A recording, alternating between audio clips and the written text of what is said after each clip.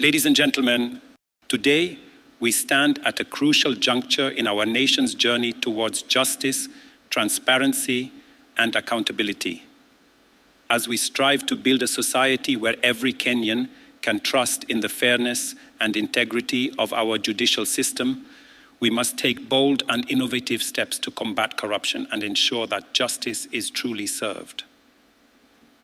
I am proud to announce a groundbreaking initiative that will transform our courts and reinforce the principles of democracy, the introduction of a jury system in Kenya. This system, often referred to as a jury of our peers, will bring the voices and perspectives of ordinary citizens into our courtrooms, making our justice system more representative, transparent, and accountable. Here is how we plan to achieve this monumental change. First, we will amend our constitution to include provisions for jury trials in specific types of cases.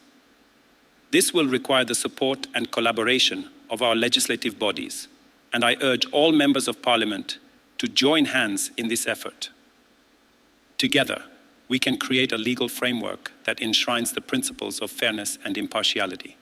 Next, we will enact comprehensive legislation to establish and regulate the jury system.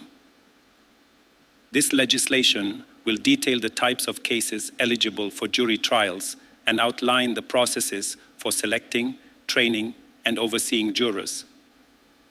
Our goal is to ensure that jurors are chosen randomly, reflecting the diversity and richness of our society.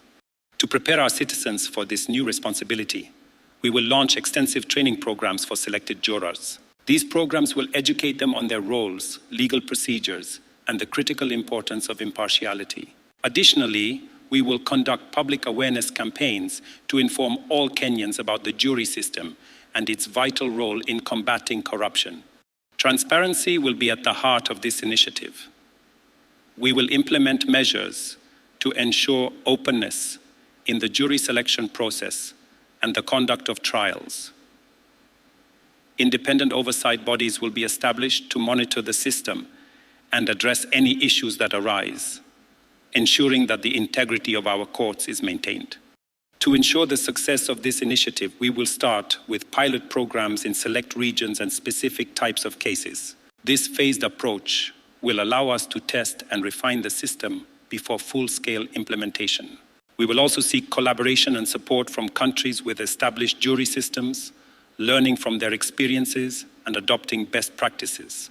Introducing a jury system is not without its challenges. We anticipate resistance from those accustomed to the current system, but we are committed to engaging in constructive dialogue to address their concerns. We will also adapt the system to fit our unique cultural and social context, ensuring that it serves the needs and values of our people.